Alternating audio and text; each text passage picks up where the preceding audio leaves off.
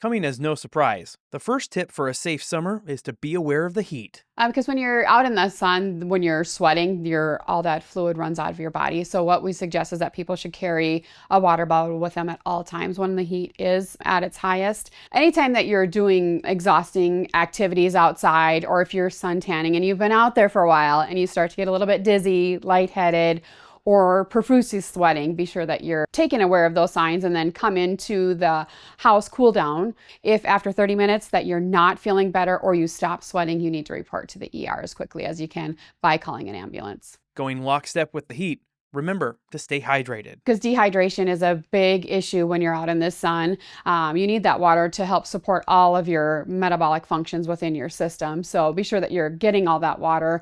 Avoid alcohol, avoid sugary sports drinks unless you're going to do Gatorade. If you've gone past that point where you haven't had enough fluids, then you can switch to Gatorade. But if you're going to do Gatorade, you need to do water, then Gatorade, back and forth like that. Sprains and fractures are a big reason for an ER visit, so make sure to use helmets and appropriate gear with your activities. So during the summertime, we like to get on our bikes. We like to be on our e-bikes or e-scooters. One slip, one fall, one rock, one duck that's crossing across hits you, and you fall off that bike. The first thing that you probably are going to hit is your head. So it's so important to put a helmet on.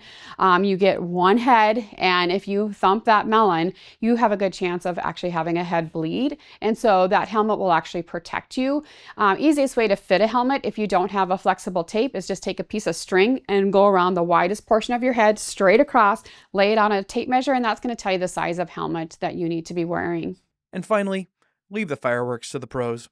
Fireworks should be left to professionals because we see generally every year at least one person that will have a firework blow up in their hands. If you are going to be that person that does do the fireworks, one person should light them. It should be an adult. People should be at least 150 feet away and nothing pointing at people. If you go to light a firework, it doesn't light. That needs to sit for at least 30 minutes before you do anything with it. It cannot be relit. It needs to be thrown in a bucket of water and then disposed of. Same with sparklers.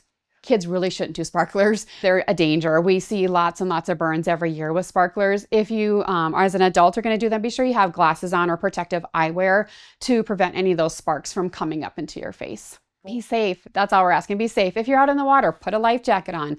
If you're walking around the pool, walk, don't run.